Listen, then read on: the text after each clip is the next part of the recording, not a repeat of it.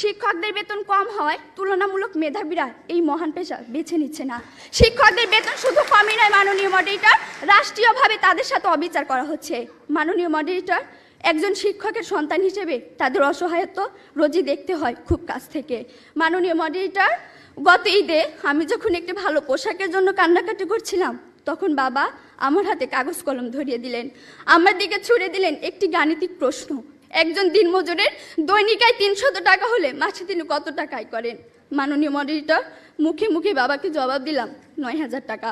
বাবা আমার কাঁধে হাত রাখলেন, চুলের মাঝে হালতো বিলি কেটে বললেন, মা রে, তোর এই বাবা হাই স্কুলে শিক্ষক হিসেবে মাসে 8,000 টাকা বেতন পায়। আমি কোনো প্রশ্ন করতে পারিনি বাবাকে, লজ্জায় বাবার মাথাটা নিচু হয়েছিল। পৌরত্বের দ্বার প্রান্তে দাঁড়ানো বাবার বয়সী চোখ হতে খসে পড়ে জল। জানি না মাননীয় মডারেটর, আমার বাবার বয়সী চোখ থেকে খসে পড়া জল শিক্ষার মানকে কতটা টেনে তোলার যোগ্যতা রাখে।